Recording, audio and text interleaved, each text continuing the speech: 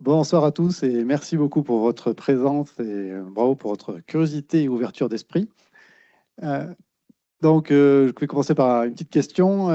Si une invention pouvait remettre en question tout ce qu'on pensait savoir sur la monnaie, le pouvoir et aussi la confiance, parce que Bitcoin n'est pas seulement une crypto-monnaie inventée par un mystérieux concepteur anonyme. Pour moi, c'est le croisement entre même l'aboutissement entre différentes technologies et inventions de l'humanité depuis le début. Pour moi, il y en a quatre. Il y a la communication chiffrée, depuis Jules César qui voulait cacher ses secrets militaires, ou pendant la Seconde Guerre mondiale avec les Enigma, par exemple les Allemands. Il y a l'argent, qui est universellement utilisé, mais pourtant qui est quelque chose d'assez abstrait, et qui est passé l'échange de coquillages, du sel, aussi échanger des petits bouts de métaux, du papier, peut-être vous en avez encore dans vos poches. Il y a la technologie qui change complètement notre société depuis quelques dizaines d'années. Et enfin, il y a le pouvoir et la confiance qui est entre les mains de quelques-uns et qui peut-être peuvent être mieux distribués, voire même supprimés grâce à des technologies comme Bitcoin. Donc, avec chaque technologie, il y a plein d'inconvénients, de débats, de critiques. Voilà. Serge pourra en parler à la fin, ou vous pourrez lui poser toutes vos questions.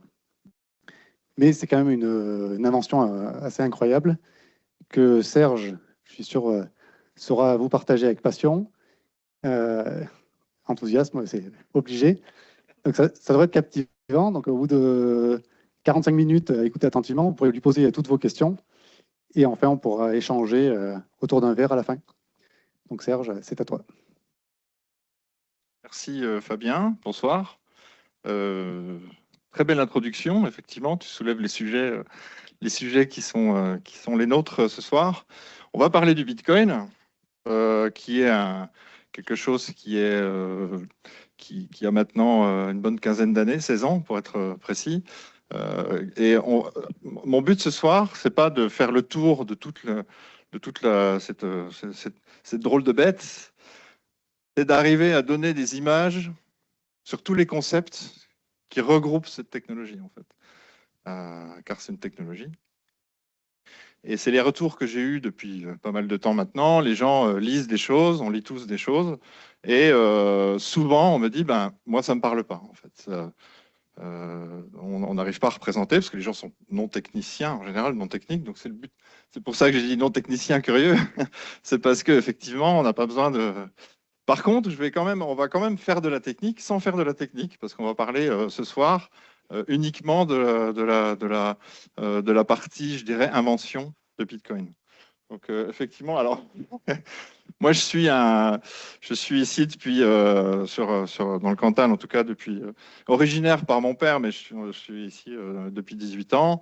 Je suis entrepreneur et artiste en série, donc globalement, je suis un geek. Donc, je m'intéresse à toutes les technologies qui ont été un petit peu en avance à chaque fois sur leur temps. Donc, l'imprimante 3D, la réalité virtuelle et effectivement Bitcoin. Donc, je précise que l'image a été faite par Fabien, qui est quand même directeur de site W général, sur son temps de travail. Je ne veux pas faire de délation, mais quand même. Et donc, donc voilà, une petite présentation pour moi. Alors effectivement, Bitcoin, si je voulais faire une présentation complète, il faudrait déjà juste Bitcoin. Donc on a Bitcoin et toute la crypto-monnaie. On m'a posé cette question ce soir en disant et la crypto. En fait, juste Bitcoin, déjà, si on voulait faire le tour, il faudrait 4 conférences. Donc, le système, qu'est-ce que c'est? La monnaie, parce que c'est intégré à Bitcoin, donc on l'abordera un petit peu, mais uniquement dans le cadre du système.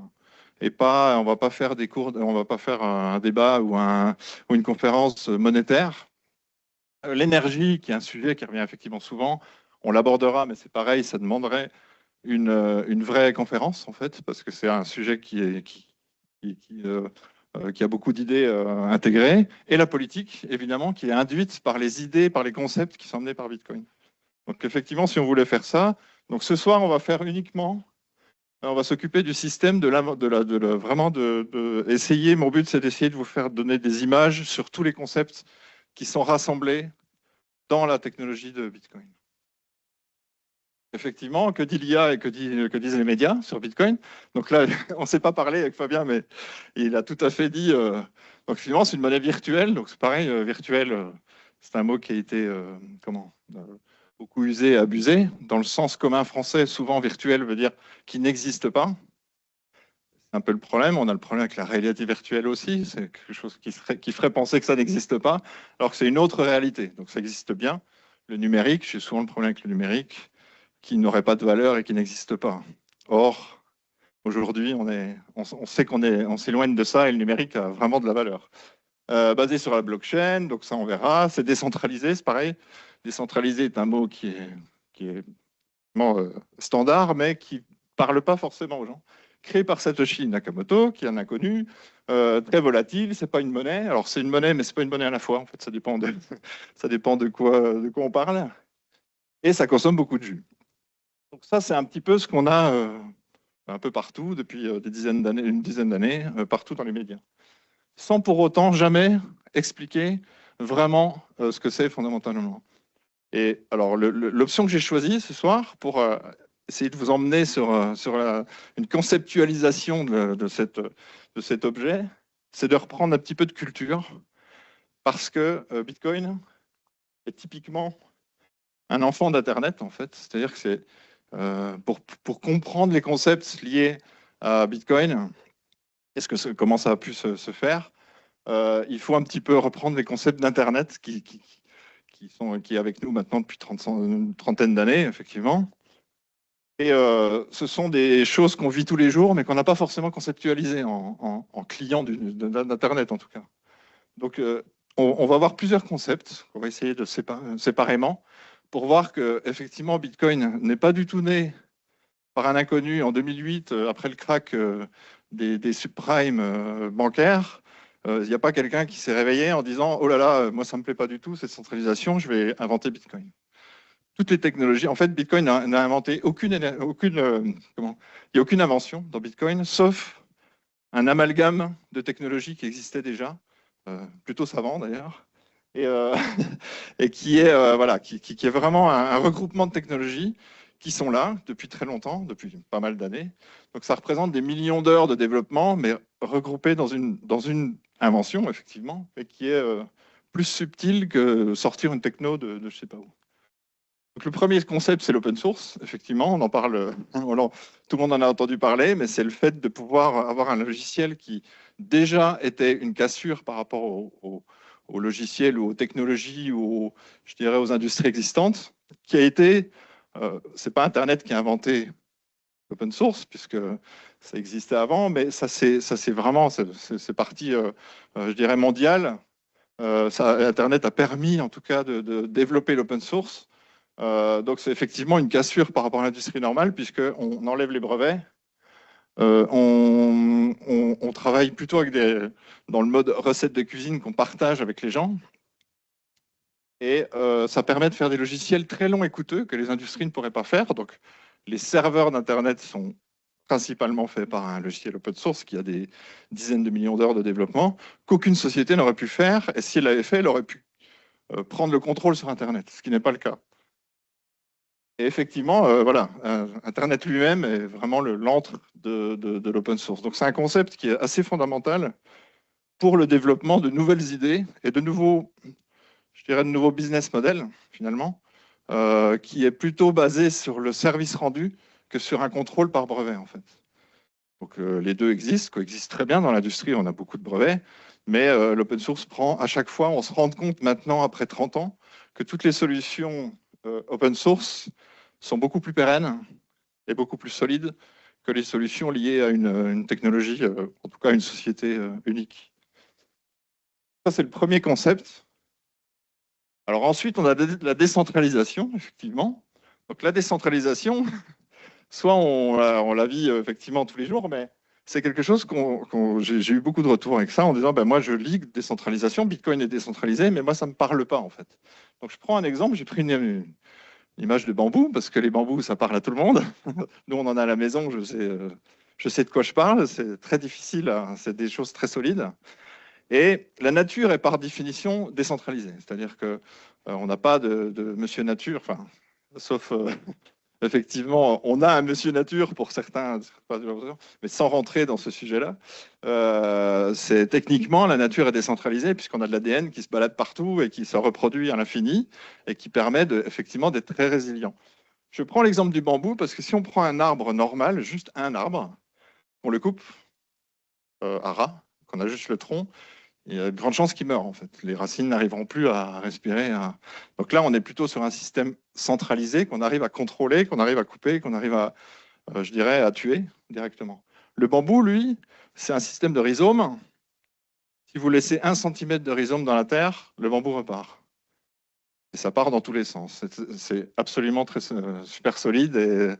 Et c'est cette notion de décentralisation, c'est que vous pourrez, ça repart, si vous laissez 8 morceaux de bambou d'1 centimètre dans votre champ, le bambou, il repart. Vous n'arriverez pas à le tuer. Si vous voulez tuer du bambou, il faut enlever la terre, la filtrer, reprendre chaque morceau. Donc, ce qu'on apprend avec le bambou, qui est effectivement un système décentralisé, parce qu'il repart de n'importe quel morceau, c'est la résilience, d'une part.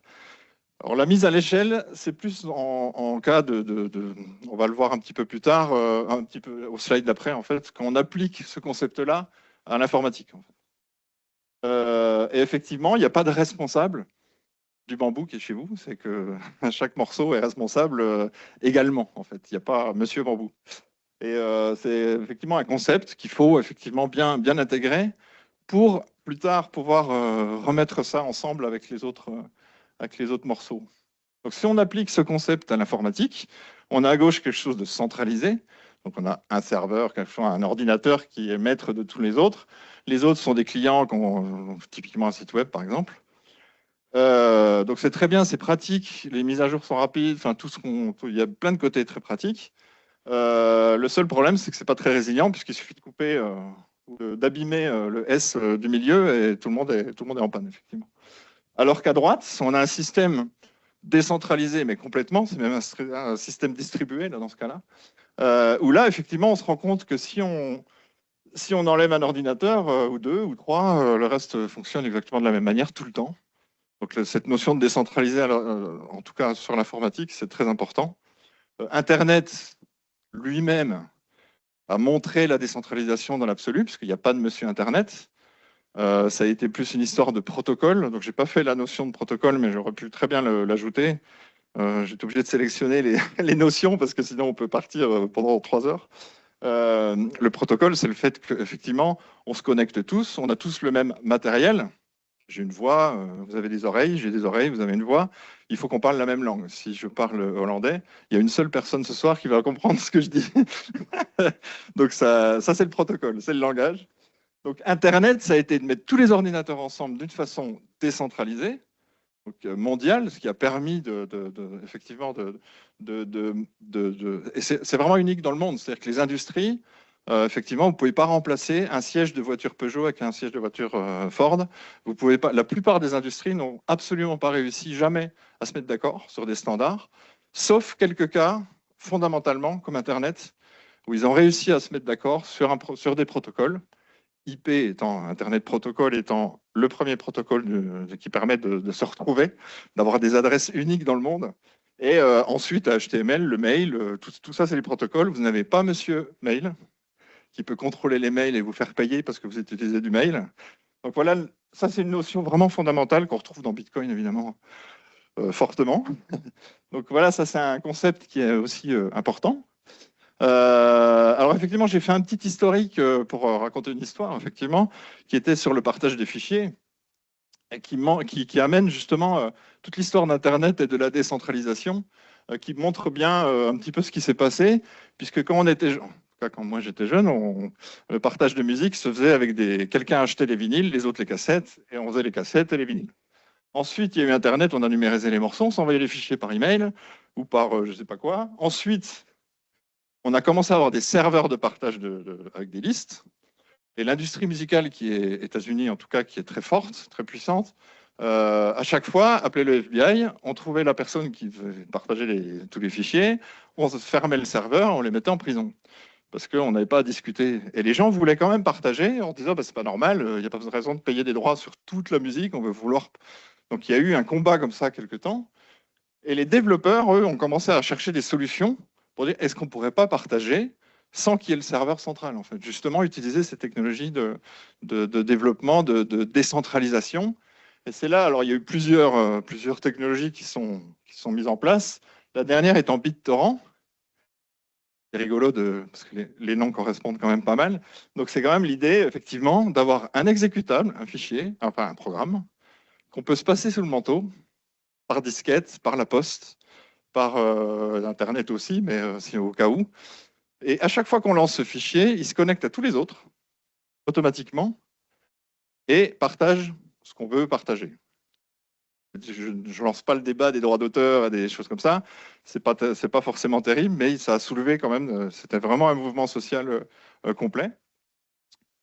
Et ça fonctionne comme un virus, en fait. Et quand BitTorrent a été lancé, il tourne toujours, on ne peut jamais l'arrêter, en fait. Si on veut arrêter BitTorrent, on revient sur la notion du bambou, il faut arrêter Internet. Donc c'est vraiment le concept parce qu'ils essayaient d'arrêter. Donc nous, on a eu Adopi, où on essayait de choper quelques personnes qui faisaient de la copie illégale. On les arrêtait, mais en fait, vous arrêtez un BitTorrent, vous en avez 10 qui ressortent dans la seconde. C'est le bambou d'Internet. Donc effectivement, c'est un concept c'était pour illustrer un petit peu le côté. Ça ne veut plus. Je sais pas pourquoi ça n'a pas avancé.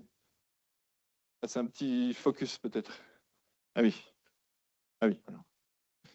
Donc là, on arrive à la notion déjà. J'avais promis de ne pas parler technique. En fait, on ne fait que parler technique parce que, effectivement, sans parler technique. Donc le chiffrement, tu as effectivement soulevé le point, c'est absolument fondamental. Ça date d'avant Internet, ça date depuis César, effectivement, jusqu'à la Deuxième Guerre mondiale où l'ordinateur a été créé finalement, enfin, a été sorti à ce moment-là pour décoder les messages allemands. Et on a un petit peu deux périodes dans le chiffrement. Une période d'abord, enfin 3, il y a une période très simple, on remplace A par B, voilà, on chiffre les choses, il suffit de trouver le code. Un système à clé où on fait une clé de chiffrement et il faut avoir la clé pour tout décoder. Et c'est ce qu'a fait justement dans la Deuxième Guerre mondiale, l'ordinateur est apparu pour justement déchiffrer ces clés assez complexes, mais quand on les trouvait, on pouvait tout déchiffrer. Et la troisième période qui est apparue en 75, c'est le chiffrement à sens unique. Alors j'ai mis une photo de billard, c'est pour pouvoir se représenter ce qu'est le chiffrement à sens unique. C'est que là, dans la position de billard, je peux assez facilement, il faut un petit peu de calcul quand même, si j'ai l'angle d'attaque de la bille, la force et la position de toutes les billes, je pourrais calculer la position finale de ce coup de billard assez facilement. Mais la position que j'ai là, essayez de me trouver la position d'avant. Et en fait, vous ne pourrez pas. Parce qu'il y en a 1 million, 1 milliard ou une infinité. Donc ça, c'est le chiffrement en sens unique. C'est tous les systèmes qui permettent de facilement calculer dans un sens, mais la position du billard qui est là, qui est facilement vérifiable, je ne sais pas, au niveau des points, au niveau des... On ne peut pas revenir, c'est impossible. On n'a pas du tout l'info pour revenir dans l'autre sens. Donc ça, c'est apparu en 75, et ça c'est un système qui utilise deux clés. Une clé privée, qu'on va soigneusement garder et pas partager. Et une clé publique, donc une clé privée, en fait, c'est un grand chiffre, c'est tout ce que c'est. C'est tout bête. Oh, c'est moi qui fais ça? Une clé privée en informatique, c'est un grand chiffre, et c'est la beauté des grands chiffres. C'est qu'on n'a pas besoin de système central pour trouver une clé privée, il suffit de dire à un système, donne-moi une clé. C'est un chiffre qui est un petit peu supérieur au nombre d'atomes dans l'univers. Donc, il y a, même si on le fait tous séparément, sans système contrôle qui vérifie les doublons, il y a pas trop de chances qu'on trouve les mêmes chiffres, en fait. Il y a même d'ailleurs tellement pas de chance qu'on peut se faire foudroyer 15 fois de suite en habitant dans le Cantal, en faisant 1m92 et en ayant une Golf 72. Et même ça, on a beaucoup plus de chances que ça arrive que de trouver 2 fois le même chiffre de cette clé. Donc ça, c'est très pratique parce qu'avec un très grand chiffre, on peut donner des chiffres à tout le monde, complètement hors ligne. Je peux le faire ça chez moi sans être connecté à Internet du tout, ça marchera. Et il y a un algorithme qui va prendre la clé privée, qui va générer la clé publique, que je vais vous donner. Alors ça, c'est utilisé avec Internet ou avant Internet même. Et là, vous allez pouvoir encoder « Salut, ça va ?» qui va donner GDUB, et seul moi, avec ma clé privée, je pourrais le lire, en fait. C'est-à-dire que tout le monde, la clé publique pourra se partager sur Internet, on s'en fout, il n'y a pas à la protéger. Le message encodé pourra se balader sur Internet, on s'en fout, personne ne pourra le lire. Il n'y a que moi, avec ma clé privée, qui pourrait le lire. On verra qu'avec Bitcoin, justement, c'est un fondement de la sécurité du système de Bitcoin, mais du mail, mais de la banque, mais à chaque fois que vous avez le petit cadenas, c'est ça qui se passe. Il se passe une clé, deux clés. Dans le cas d'une banque, c'est une clé qui est publique. Il y a une clé publique. Donc vous avez un registre de toutes les clés publiques de toutes les banques, de tous les petits cadenages. Et ça permet effectivement d'encoder. Donc dans Bitcoin, on fait en plus, on dérive aussi la clé privée pour avoir une adresse. En fait, on peut avoir 1 million d'adresses à partir de ça.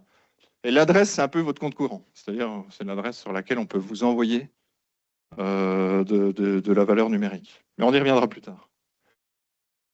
Donc ça, c'était le concept du chiffrement. Donc on a vu la décentralisation, le chiffrement, l'open source. On commence à avoir plein de concepts. Et maintenant, échanger de la valeur sur Internet, sur un réseau justement décentralisé, c'est quelque chose finalement qui n'est pas si simple. Parce que si... Alors j'ai fait des très beaux dessins en tant qu'artiste. Je suis un maître du dessin au doigt. Donc, Internet, c'est un réseau de partage de l'info. Donc j'envoie un email. Visiblement, la personne n'a pas trop envie d'aller au resto, mais peu importe. Quand j'envoie un email libre pour un resto, on a 2 emails. C'est-à-dire que moi, j'envoie une copie. Je l'ai encore, l'email. Donc ça, c'est Internet dans le fonctionnement normal. À droite, maintenant, je vais envoyer 10 €. Je vais vous envoyer tous 10 € par email. Super, j'ai envoyé 10 €. J'ai encore 10 € à la fin. Donc ça, c'est plutôt génial. Vous envoyez aussi, entre vous, 10 € tout le temps. Donc tout le monde est content, en fait, parce qu'on a tous envoyé 10 €, on a toujours 10 €. Donc c'est génial. Au niveau monétaire, c'est pas génial, en fait. Ça marche pas trop. C'est-à-dire qu'à la fin, il y a un peu trop d'argent pour la valeur qui existe, en fait. Donc ça, en fait, c'est pas du tout évident d'utiliser Internet pour faire de l'échange, du transfert de valeur sur un système qui est fait pour le partage, justement. Donc ça, c'est pas vraiment terrible. Et là, alors, les solutions à ça, donc les gens ont cherché des solutions pendant longtemps. La solution évidente, c'est ce qui se passe depuis le début sur Internet.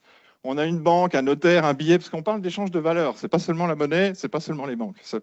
C'est une billetterie, c'est un titre de propriété, c'est un droit d'auteur. Tout ça est numérisable, donc on peut l'échanger.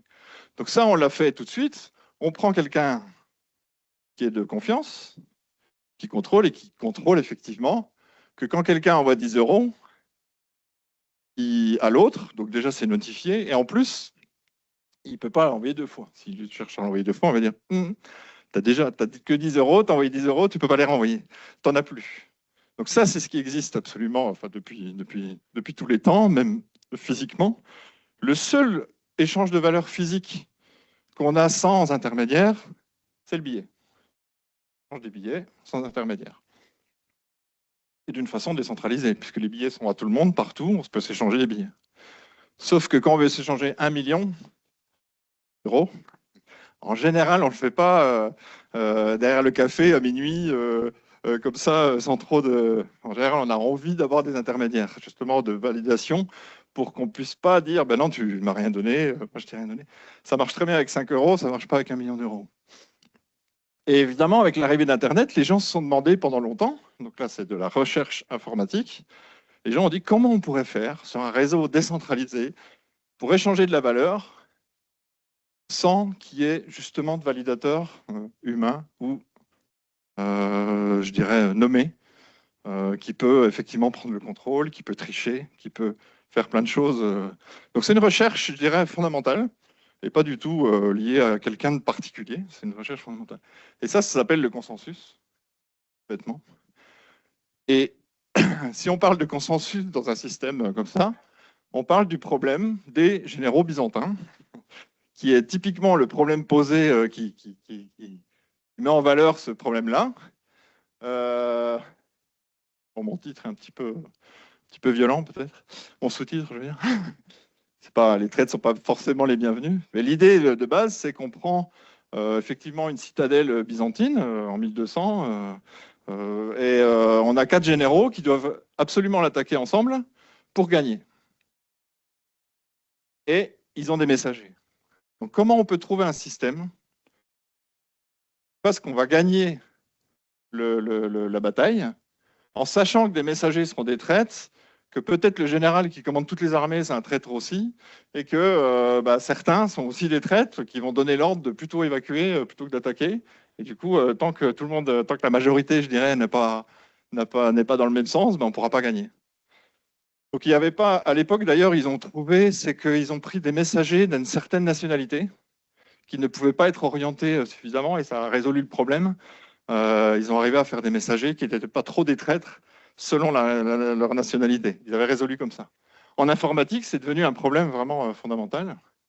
Et effectivement, on a trouvé, dans les années 2000, enfin depuis les années 80 aux années 2000, on a trouvé des systèmes pour résoudre ça, qu'on appelle les systèmes traditionnels, avec des preuves d'autorité, des preuves d'enjeu, des gens connus, des gens toujours qui finalement étaient un petit peu au centre et étaient notaires et validateurs en qui on avait confiance. Il fallait toujours faire confiance pour réaliser ces messages, en fait, pour pas que ce soit des traites, en fait. Donc il fallait, effectivement, on va prendre une banque, on va prendre un notaire, on va prendre quelqu'un qui a priori ne va pas mentir, sauf qu'on retombe dans le même problème de la possibilité effectivement, pour 1000 raisons. Hein. Une personne connue, c'est pas forcément qu'elle est mauvaise, mais on peut lui prendre ses enfants et lui dire, je tue tes enfants si tu fais pas un coup de traître, il le fait. Enfin, je veux dire, c'est vraiment... C'est techniquement un point faible, en fait. C'est pas forcément quelqu'un à qui on va... Donc ça s'appelle la méthode absolue.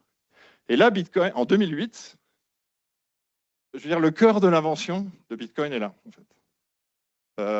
Satoshi Nakamoto, qui est effectivement un inconnu, c'est une personne, un homme, une femme, un groupe, on pense que c'est un groupe d'ailleurs, parce qu'il y a trop de travail dedans, amène un système plutôt probabilistique, qui est complètement nouveau dans la résolution de ce problème-là, qui est vraiment une révolution, et amène une théorie du jeu pour résoudre cette chose-là. C'est-à-dire qu'il va créer le fait, par le jeu, le fait que les participants au réseau vont avoir beaucoup plus d'intérêt de jouer bien que de jouer les traîtres.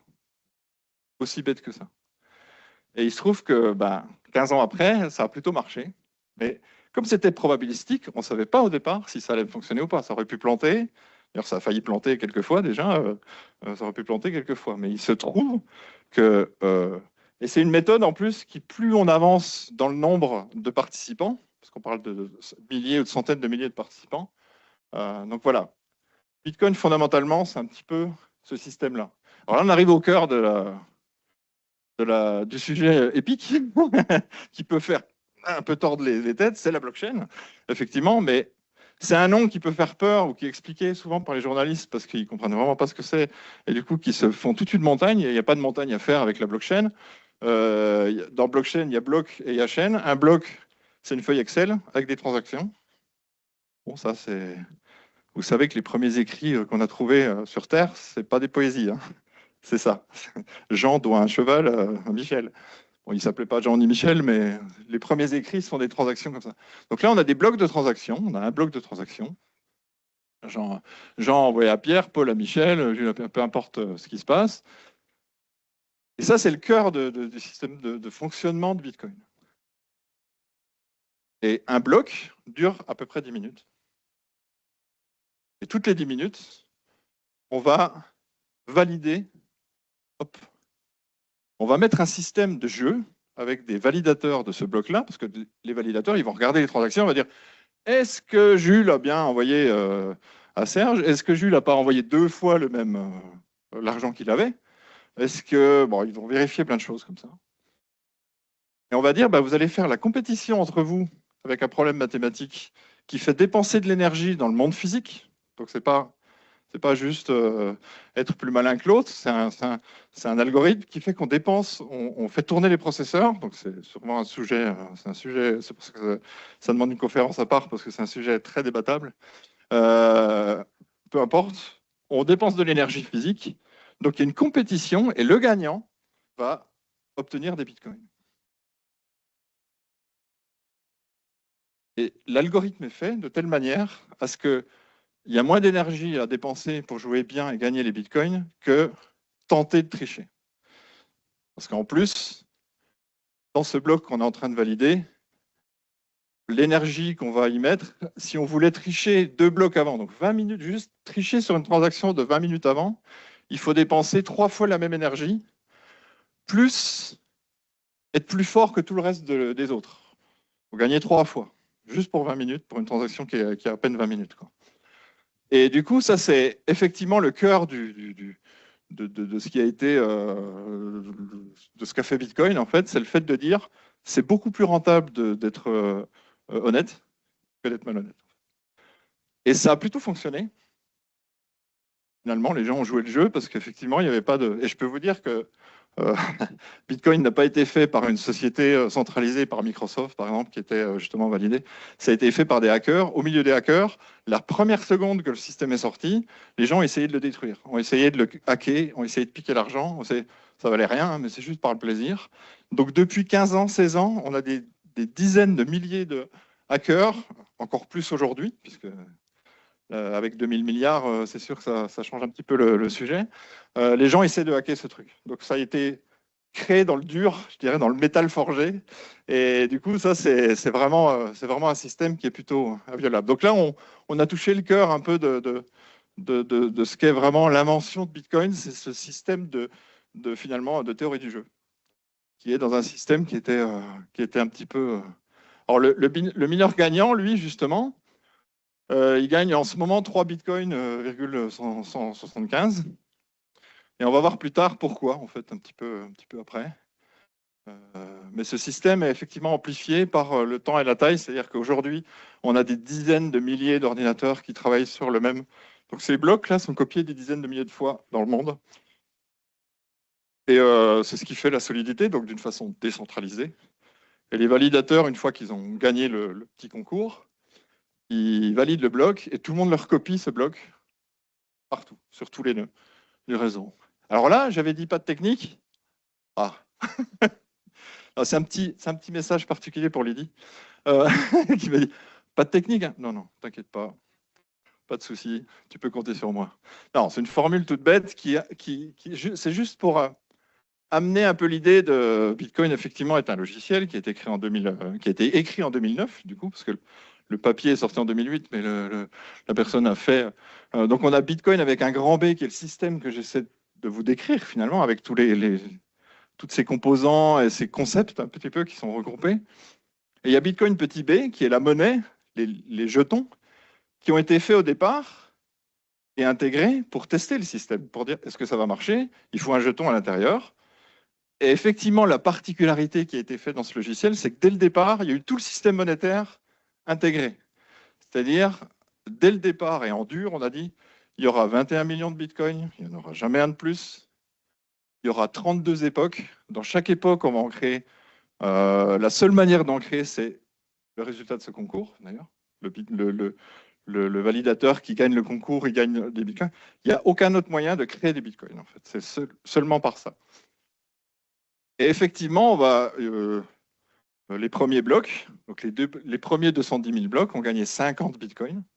Ensuite, après 210 000 blocs, on a gagné 25, 12, 5, 6, 3, 175, etc. Et ça va.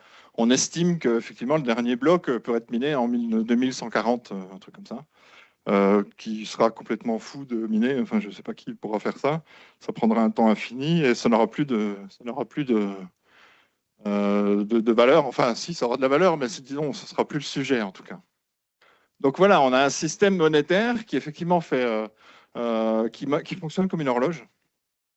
Avec un algorithme qui s'auto-adjuste suivant justement ce concours des gens qui se battent pour faire le...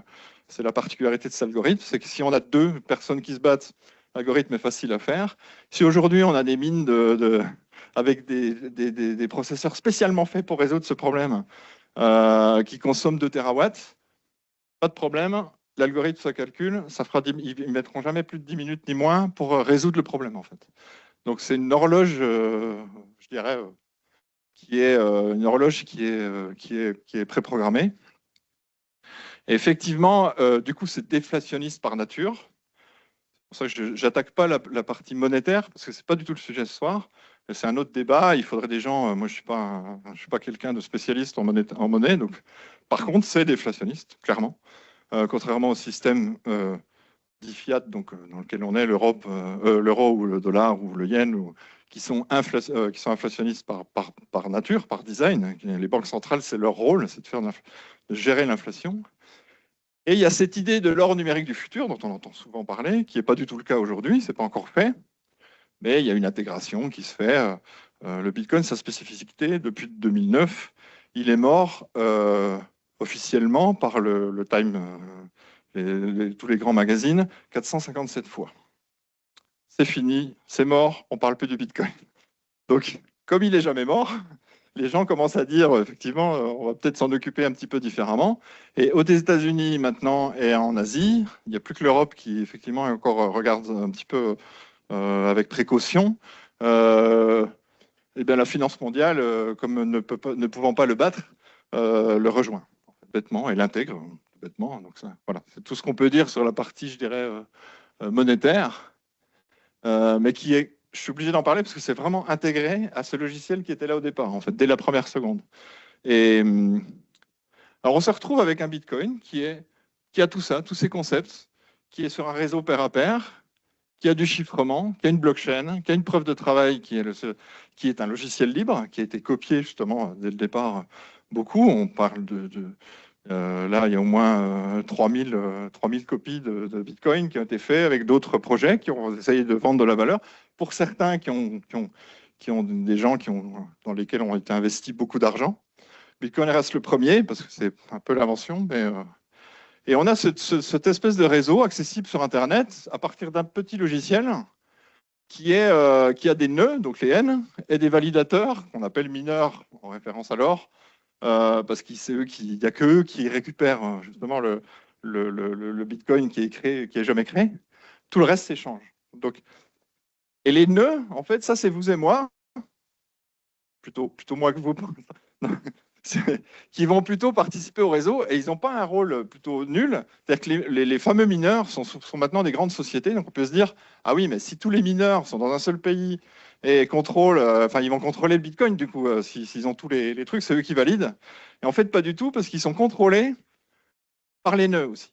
Ils n'ont pas du tout le pouvoir qu'on pourrait... Eux, ils valident, mais ils ne peuvent pas changer le logiciel, parce que là, on est dans un mode logiciel, donc si on veut un jour faire 42 millions de Bitcoin, il suffit de mettre à jour le logiciel. Oui, si les mineurs sont tous d'accord, la décentralisation, elle en prend un peu un coup, parce que là, ils pourraient tous se mettre d'accord, c'est des sociétés, hop, sinon vous allez en tôle, et ils le font. Non, en fait, partout dans le monde, donc moi j'en ai un par exemple, il y a des nœuds qui ont une version de logiciel qui dit 21 millions. S'il y a une version de logiciel qui sort qui dit 42, si moi je veux pas, j'ai un vote en fait. Je ne mets pas à jour, ça restera 21 millions. Les mineurs peuvent faire ce qu'ils veulent, les développeurs peuvent faire ce qu'ils veulent, le gouvernement américain peut faire ce qu'il veut. BlackRock, qui est maintenant à fond, BlackRock est pris dans Bitcoin intensément. Il gère 11 trillions de dollars. Ils peuvent en acheter beaucoup, ils ne peuvent pas le contrôler. Toujours pas, parce que moi j'ai un nœud. Enfin, moi tout seul, je ne peux pas lutter contre... Mais finalement, ils ont quelques votes, mais pas tous les votes. Et les gens dans le monde, il y a des dizaines de millions de gens qui gèrent des nœuds comme moi je fais. Et c'est ça Bitcoin, ça reste ça en fait à la base. Ce n'est que ça, ce n'est qu'un réseau avec des gens qui contrôlent des nœuds et des choses. Alors j'ai mis Bitcoin brutto parce que à la base, si on veut faire que du Bitcoin, on ne parle pas d'euros, on ne parle pas de dollars, on parle de l'invention. J'installe un nœud, c'est un logiciel. J'ai besoin d'un disque d'un téraoctet parce que la blockchain devient un petit peu grosse. Ça prend une semaine et demie parce qu'en fait, il prend la première transaction en 2009, il contrôle jusqu'à aujourd'hui. Donc, il met environ une dizaine de jours pour tout contrôler, tout recontrôler. C'est un serveur, je me connecte aux autres, il me faut effectivement un bel ordinateur avec des... Et en fait, si je veux faire que du Bitcoin, je n'ai que ça. Alors, il y a un portefeuille dedans. Si je veux faire que du Bitcoin, j'utilise absolument, et n'avoir affaire à absolument personne d'autre, j'utilise ce système-là. Et c'est là qu'on se dit, ben, ça m'étonnerait que ça fasse 3 millions d'utilisateurs quand même, parce que faut être quand même un peu bien geek pour arriver à ce niveau-là. Effectivement, c'est pas ça qui s'est passé.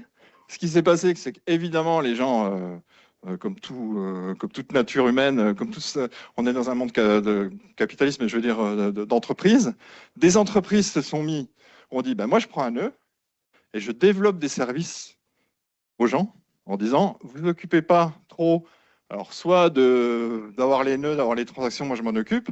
Je vais vous faire un portefeuille sur votre mobile, parce que sur le mobile, on ne va pas pouvoir mettre 600 gigas, on va faire un nœud Bitcoin sur un mobile, c'est pas possible. Donc, ils proposent des services, on va se connecter chez eux, et effectivement, on fait un petit peu confiance, parce qu'ils pourraient tricher. Mais bon, ils ne le font pas en général, mais c'est déjà, on perd un petit peu de... Je parle juste justement de l'état actuel du système, qui est pur au départ, mais évidemment, en 15 ans, il s'est développé beaucoup de choses, et il y a une intégration qui se fait avec le monde réel, et c'est ça qui se passe. Et évidemment des échangeurs, puisque depuis, si on travaille qu'en Bitcoin, c'est bien joli, mais ça ne donne pas de valeur spécialement. On sait pas, on peut décider entre nous que effectivement un Bitcoin, c'est 1 kilo de tomates. Très bien. Ça s'est pas trop fait comme ça en fait. Les gens ont assez vite calculé en dollars et en euros, et très vite des gens ont dit, bah moi, ton projet là, il est pas mal. J'ai des dollars, je accepte tes Bitcoins et j'accepte de t'acheter tes Bitcoins contre des dollars. Et j'accepte aussi de te vendre des bitcoins contre des dollars dans l'autre sens en prenant un petit pourcentage. Ça s'appelle une banque, un échangeur. Et c'est ce qui s'est fait. Donc aujourd'hui, on a Binance, on a Kraken, on a des banques crypto.com qui sont toutes uniquement plus grandes que l'ensemble des banques françaises, par exemple. C'est-à-dire qu'ils gèrent vraiment beaucoup d'argent. Donc tout ça s'est développé, une industrie complète qui s'est développée autour de Bitcoin et accessoirement de la crypto, donc des dérivés de Bitcoin. Et ça, c'est vraiment ce qui se passe dans la vraie vie. C'est-à-dire qu'évidemment, c'est pas du tout le... Et ce qui est important à noter, c'est qu'aujourd'hui, je peux toujours... C'est un problème de choix. C'est-à-dire que c'est vraiment le fondamental de Bitcoin, c'est que je peux toujours utiliser mon nœud tout seul, sans aucun service, me connecter à Bitcoin et échanger avec mes clés. Je peux me passer de tout le système, ce qui n'est pas vrai dans le reste du monde réel. C'est-à-dire que je peux pas fabriquer mon essence, je peux pas faire mon tabac, je peux pas. Enfin, on vit dans un monde qui est contrôlé absolument. Et là, c'est un petit peu l'idée, en tout cas la graine, qui fait dire on peut avoir les deux. Je veux dire, ça n'empêche absolument pas d'avoir des banques qui gèrent votre portefeuille et vos clés et tout ce que vous voulez. Et dans un même temps, avoir le choix d'aller à la base, donc d'accéder pour moi, par exemple, au réseau interbancaire, avoir les crédits que je veux. Si je peux mettre 1 million pour avoir un bon crédit, je pourrais avoir le droit. Là, j'ai pas le droit. Là, c'est un petit peu la nouveauté, c'est que j'ai le droit de le faire. Je peux le faire, j'ai un choix. Donc ça, c'est dans la vraie vie. Et dans la pratique, avec mon mobile, bah, j'ai un portefeuille de riche, 46 € de Bitcoin. C'est beaucoup plus pratique à utiliser qu'à expliquer, comme je viens de le faire pendant 1 heure. C'est un portefeuille, on a une somme, on envoie, on reçoit. Enfin, en gros, et on a un historique aussi. Donc ça s'arrête un petit peu là, c'est-à-dire que effectivement, on a un portefeuille, c'est simplissime. Et on a 2 types de portefeuilles. Il y a des portefeuilles justement où on gère notre clé privée. Donc la personne, c'est la notion de coffre-fort numérique, comme c'est chiffré. Et c'est au porteur. Donc la personne qui a une clé privée sur qui accède à Bitcoin, c'est un coffre. Personne, rien ni personne pourra lui prendre, mais surtout si vous paumez la clé, parce que ça c'est la réalité, si vous perdez cette clé, rien ni personne au monde ne peut vous aider. Donc on estime à presque 18% de Bitcoin, calculé sur 2000 milliards, de perdus. Des gens qui au départ, parce que évidemment Bitcoin est passé de 1 centime à 100 000 €. Donc jamais dans le monde on a eu un actif ce bond de 100 000 fois. Enfin, je veux dire, ça n'existe pas, ni en immobilier, ni en... Enfin, voilà, c'était impensable. Donc, les gens qui avaient 10 000 bitcoins au départ, personne n'est... J'ai un ami qui est dans le qui est lui, qui a fait la première conférence en France de bitcoin. Je dis, ah, mais alors, tu es riche, pourquoi on n'est pas venu dans ton immeuble et tu n'es pas venu en hélicoptère? Il dit, ah oui, mais c'est moi, parce que j'ai pas perdu mes clés. Donc, quand vous avez des bitcoins à 1 centime, à 10 centimes, 10 fois, 100 fois, 3 euros, 10 euros, à un moment, on craque, on n'attend pas 100 000. Et il dit, les seuls copains qui sont millionnaires aujourd'hui, qui ont été dans le Bitcoin avec moi, ont perdu leurs clés et l'ont retrouvé 5 ans après. Eux, ils ont pu tenir, mais aucun humain au monde, enfin, si, quelques humains qu'on connaît, qui sont des stars de Bitcoin, qui sont milliardaires, mais eux, ils mourront avec, ils ne le dépenseront jamais. Voilà, c'était complètement fou. Mais en gros, voilà, on a ces clés, on contrôle le coffre-fort et on prend une responsabilité qui est pas mince. Ou alors, on utilise une banque, tout à fait normal, on va chez Binance, on ouvre un compte, on donne ses papiers, on a un KYC exactement comme les banques, tout à fait normal, c'est-à-dire un Know Your Customer, on est complètement délivré. Il s'occupe de la clé pour nous, on a un accès avec mot de passe, on paume le compte, on peut s'y retrouver, et même si on perd un peu d'argent chez eux dans la banque, on peut dealer pour qu'ils remboursent, que s'il y a eu un hack, par exemple, ils remboursent. Bitcoin, avec notre clé, on se fait piquer, on a la responsabilité. On perd, on perd. C'est vraiment le. Donc, c'est quelque chose qui est souvent pas assez insisté. Enfin, c'est souvent insisté, mais je veux dire, il faut vraiment le dire. Il y a une responsabilité due au système, en fait, qui est vraiment indue au système.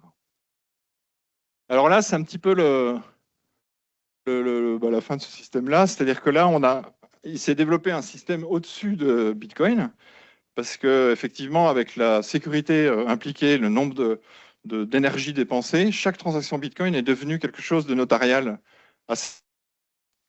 Donc les transactions, en ce moment, elles ne coûtent pas cher, elles coûtent 10 centimes, mais ça peut coûter quelques euros jusqu'à... c'est évolutif, donc ça peut coûter assez cher. Il s'est développé un réseau sur Bitcoin qui s'appelle le Lightning Network, donc c'est le réseau éclair, qui permet de tirer des fils entre deux personnes. C'est assez rigolo comme idée. Je vais tirer un fil avec une personne, on met chacun 10 euros, parce qu'on s'échange. Il a un bar, moi j'achète de la bière. Alors, et notre argent se balade comme ça dans un curseur, dans un fil, qui ne passe pas directement par les réseaux Bitcoin. Il a été marqué au début par une transaction. On s'échange de l'argent et à n'importe quel moment, on dit bah, tiens, on va récupérer notre argent, on fait une deuxième transaction. Et tout l'échange qu'on fait, donc c'est une idée de porte-monnaie en fait, tout l'échange qu'on fait va être instantané et sans frais. Mais sans frais, sans frais. C'est-à-dire qu'il y a les gens qui mettent en marche ce réseau-là. Donc ça, c'est aussi une nouveauté dans le sens où on arrive à faire des réseaux de transfert de monnaie sans frais. C'est-à-dire qu'on peut faire vraiment du micro-paiement qui n'a jamais été possible, même avec PayPal. Avec PayPal, il y a 20 centimes minimum. Donc on ne peut pas faire du micro-paiement. On peut acheter des choses pas chères. Mais là, je peux vous en enverrer 0,2 centimes qui me coûteront 0,2 centimes. Donc on peut commencer à imaginer des nouveaux modèles économiques, typiquement de droit d'auteur ou des choses comme ça, où les gens, au lieu de faire un like, par exemple, sur un réseau social, vont cliquer pour envoyer quelques satoshi. Alors, le satoshi, c'est l'unité de base de Bitcoin. Un Bitcoin est découpable. Il y a 8 chiffres après la virgule. Donc on peut couper un... Parce que les gens disent souvent ça, en fait. Ah, mais je ne peux pas acheter un Bitcoin, il coûte 100 000 euros, je ne peux plus l'acheter. En fait, on peut acheter un 100 millième, qui est un satoshi, de Bitcoin si on en veut. Donc là, on échange. Ce porte-monnaie, on l'a décidé de ne pas le compter en Bitcoin parce que tiens, je t'envoie 0,00002 Bitcoin. Non, on compte en Satoshi. Si je t'envoie 100 millions de Satoshi, je t'envoie un Bitcoin. Donc pour la bière, en général, on s'échange comme ça en Satoshi. C'est instantané, ça n'a pas de frais, ça développe des modèles économiques qui sont par-dessus Bitcoin, instantanés, et qui, effectivement, en plus, les fils qu'on tire entre nous se correspondent. C'est-à-dire que si je veux parler à toi et que je suis connecté qu'avec toi, les gens sont connectés, je peux atteindre quelqu'un à travers d'autres fils. C'est comme ça que ça marche, le réseau. Donc, j'étais un peu rapide, mais voilà tous les concepts. Ça, c'est... Ah ben, c'est la fin. Voilà. Pour lancer les questions. Toujours l'IA faite sur ses heures de travail par Fabien. Et donc, je vous ai un petit peu chargé, parce que je vais assez vite, mais voilà tous les concepts qui font Bitcoin, Bitcoin. Je ne parle pas d'autre chose, je dirais. Donc, si vous avez des questions, avec ce que je viens de vous charger, évidemment, n'hésitez pas. Ça peut soulever, j'espère d'ailleurs, des questions ou pas. Ça voudrait dire que j'ai vraiment tout bien expliqué et que tout est tellement clair pour vous que... Ah, sur le Lightning, oui.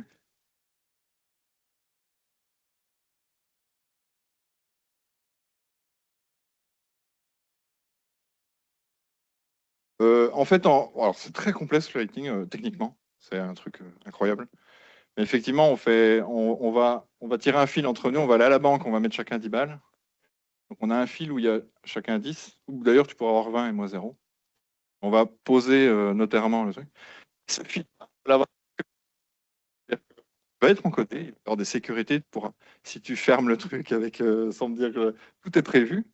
Techniquement, c'est un peu complexe, mais à l'utilisation, c'est très simple. C'est-à-dire que l'argent va circuler entre nous, il sera marqué, mais que pas sur le réseau Bitcoin, justement, qui peut coûter plein de copies.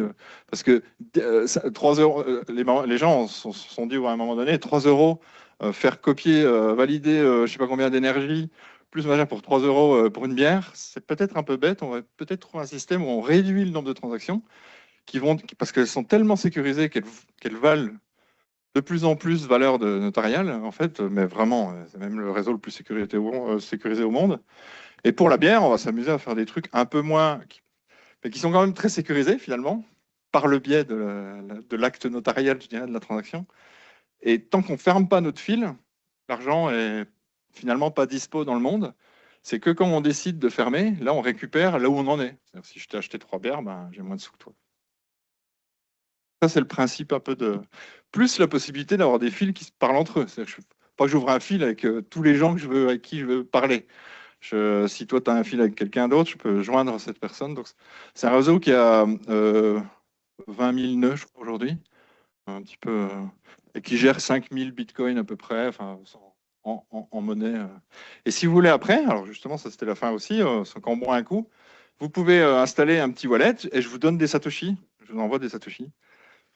Comme ça, pratiquement, vous voyez comment ça se passe, la vitesse, le truc, c'est vraiment très simple, ça s'installe. Il y a un logiciel qui est très simple à mettre en place, qui a zéro frais, justement, ils prennent tout pour eux. Et voilà, ça permet de faire une petite introduction, je dirais, vraiment pratique, pour voir que tout ce que la prise de tête, je viens de vous faire pendant combien de temps? 3 quarts d'heure?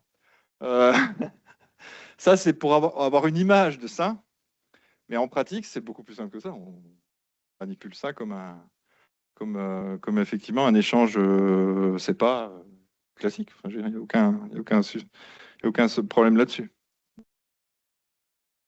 Je t'en prie. Celui qui gagne ouais, le concours. En fait, je crois que le bloc, si je me souviens bien, le bloc est arrêté à un moment donné. Et là, sur le bloc en l'état, je dirais, il y a le concours qui se fait pour avoir le. Alors, il faut savoir qu'il y a. C'est assez rigolo parce qu'il y a des petits mineurs qui valent 100 euros, comme ça, pour rigoler. Et comme on est sur de l'aléatoire complet, c'est-à-dire que même si en fait, si on a une très grosse énergie de puissance de calcul, on a plus de chances de trouver. Mais régulièrement, alors là, on arrive à, comme il y a beaucoup de petits mineurs qui sont faits, et ce qui est très bien parce que ça décentralise beaucoup justement. Et il y en a plus d'un par mois maintenant qui gagne les 3 bitcoins, alors qu'il a dépensé un truc à 100 balles, quoi. Mais parce que quand on doit trouver quelque chose d'aléatoirement en force brute pour les développeurs qui sont ici, on peut gagner sans moyens. Il suffit d'avoir la chance de tomber avant ceux qui ont beaucoup de moyens. Il y a peu de chance, mais ça arrive de plus en plus régulièrement. Il y a des gens qui ont dépensé 200 balles. Et c'est le nouveau loto, justement. Les gens s'amusent à acheter des petits mineurs, ils le mettent dans leur chambre, ça consomme 15 watts. Et ils peuvent gagner. Ils peuvent gagner. Alors 3 bitcoins, ça fait quand même une maison. Donc, belle maison. Voilà pour le sujet, je dirais, technique. Je vous ai un petit peu eu parce que j'ai parlé de technique, hein, effectivement. Non, mais c'est des concepts, tant qu'on n'a pas ça, on ne peut pas se représenter. C'est des mots dans le vide, effectivement. J'espère que ça peut à peu près marcher pour vous.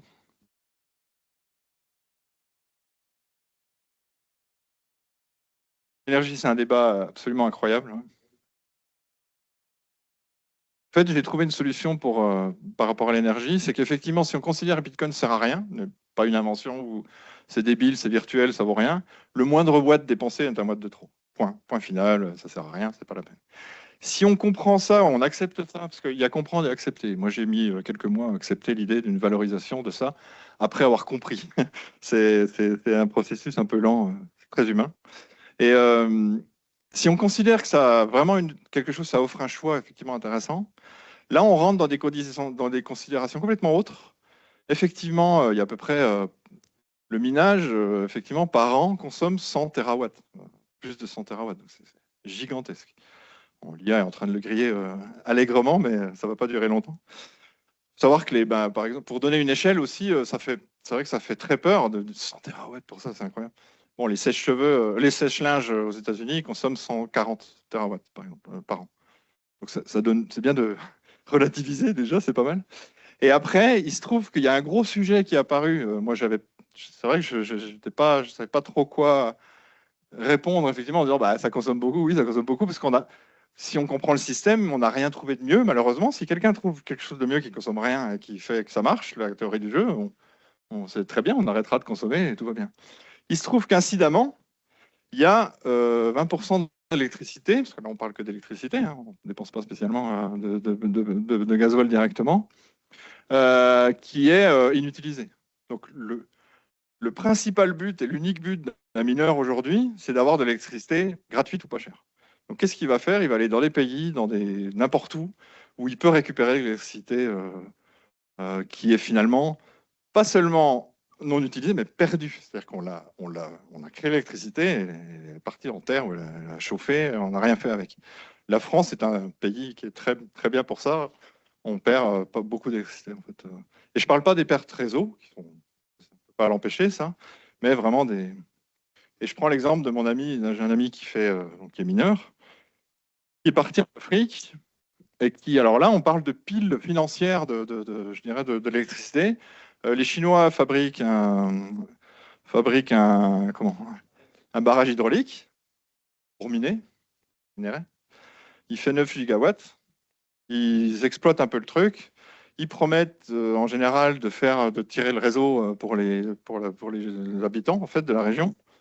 Ils font pas ça, ils prennent le minerai, ils se barrent, et mon copain arrive et il trouve des barrages qui sont exploités à 1 gigawatt et qui pourraient fournir 9. Ils disent pourquoi on ne le fait pas tourner ce barrage?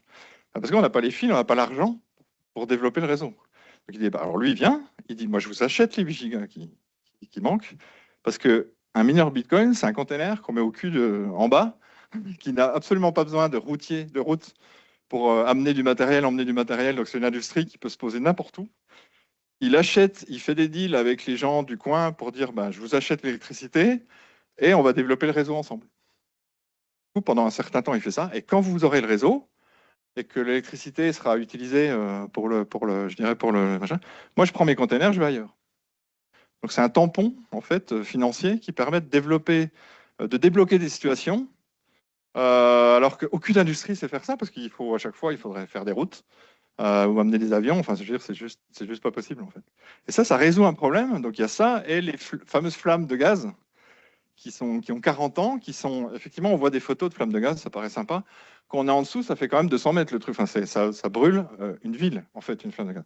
Aucune industrie n'a jamais pu utiliser ces flammes de gaz parce qu'il faudrait amener, c'est en plein désert, en général. Il faudrait amener des usines là, tirer des routes. Enfin, il n'y a pas assez pour. Alors là, pareil, des mineurs ont développé un brûleur de gaz, un compresseur, ils foutent le truc au-dessus, ils mettent des containers en dessous de mineurs, et ça fait la pile financière Donc ça se défend si on considère que le Bitcoin est un choix possible dans le monde, effectivement.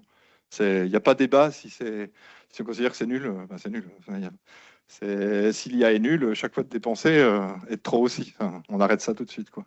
Donc le débat est intéressant parce qu'il y a plein de choses qui sont un peu dans les deux sens. C'est pas aussi simple que juste on crame du jus pour rien, quoi. C'est plus complexe. C'est intéressant. Les histoires, j'ai répondu long, hein, c'est en 3 phrases, 3 grandes phrases.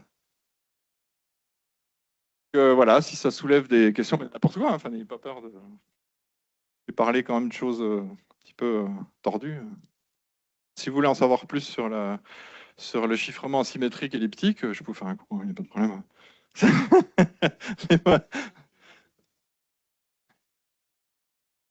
Alors, il y aura moins de mineurs, il y en a qui vont couler. Les mineurs, quand il y aura les 21 millions, ceux qui resteront seront les validateurs du réseau, qui effectivement, on considère que les transactions vont coûter de plus en plus cher, de leur valeur de notarié. Donc pour l'instant, on est à des... Mais quand il n'y aura plus de Bitcoin, effectivement, les mineurs vont réduire. Mais ça, c'est l'industrie, c'est comme ça, ils le savent déjà. Il y a plus... Si, parce que la validation se fait aussi par... Ils gagneront plus de Bitcoin, mais il faudra qu'ils valident. Donc il n'y aura plus que les frais de réseau qui pourront valider. Donc la capacité de calcul pour valider, et aujourd'hui, il y a des chiffres qui donnent mal à la tête, en fait, parce qu'il y a une compétition mondiale. Il y a eu la Chine, par exemple, la Chine, à un moment donné, minait comme des fous. Le seul problème, en fait, dans Bitcoin Technique, c'est qu'il n'y a que deux. Maintenant, on fait des puces spécialisées pour valider les Bitcoins. Il n'y a que deux fabricants chinois qui les font. Les Américains, ils ne sont jamais lancés. Les Européens, on n'en parle même pas. Donc, ça, c'est un problème. C'est-à-dire que les mineurs, les chips, en fait, les puces sont que chinoises. Alors, elles sont vendues dans le monde entier, mais c'est vraiment un petit point d'étranglement, je dirais. Mais la Chine, à un moment, avait 80% du minage. Et à un moment donné, les Chinois ont dit non, non, on interdit le minage, il y en a marre, ça suffit. Le calcul pour justement de la puissance de calcul pour gagner ce petit truc est tombé de 60%, je crois, en une semaine. L'algo s'ajuste. Ça n'a rien changé en fait, Bitcoin. Parce que les gens, c'était le temps que les gens déménagent les machines, sont allés. Alors aujourd'hui, c'est le Texas qui a pris, parce qu'effectivement, ils avaient beaucoup d'énergie, ils ont pris. Il y a beaucoup de mineurs au Texas, mais il y en a aussi en Europe, il y en a aussi. L'Allemagne s'y met, et la France s'y mettra aussi. Enfin, j'aurais aucune raison que ça n'arrive pas en fait. C'est vrai que à un moment donné, c'est une industrie qui va s'écrouler. Tout le monde sait, c'est la première fois, c'est pas grave. Les gens ils feront autre chose quoi. Il restera quelques validateurs avec des puissances de calcul un peu plus réduites, pas trop réduites, on espère, mais parce que tout ça c'est une expérimentation en temps réel qui a déjà vécu des massacres, enfin des choses incroyables, des hacks. Alors pas la technologie n'est pas hackée, mais les banques sont fait hacker. Enfin, c'est complètement. On écrit des bouquins dessus, c'est pas par hasard, c'est qu'il se passe des choses complètement incroyables dans cette aventure. Donc on en est là pour l'instant. Et ouais, à un moment donné, il n'y en a plus. C'est là que le déflationnisme arrive parce que il n'y a que 21 millions de bitcoins et il y a 47 millions de millionnaires dans le monde. Donc, effectivement, s'ils s'y intéressent, ça peut faire des effets, effectivement.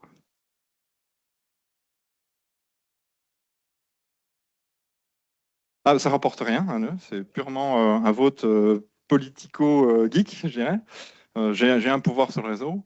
Et c'est un ordi simple, hein, enfin, je veux dire, un truc à 200 balles. Effectivement, coup de chance, le réseau, ça prend de plus en plus de place, mais un téraoctet aujourd'hui, c'est 40 balles. Donc, c'est un ordi qui me coûte 300 balles et qui consomme 150 watts ou je sais pas combien. Ah, miner. Alors, j'ai un mineur, mais là, c'est autre chose. Ça consomme tout de suite 7 kilowatts et ça coûte 5000 balles. Mais, alors, j'ai appris quelque chose de physique il n'y a pas longtemps. Vous voyez, comme quoi, je demandais à quelqu'un, oui, mais le mineur, il consomme beaucoup. Quelle est la part d'énergie pris pour lui? Et quelle est la part d'énergie pris? Ça chauffe. Et là, il dit, mais t'es complètement con, le calcul, c'est zéro. On calcule dans un processeur, on calcule, parce qu'il faut juste que les électrons se baladent. Ouais.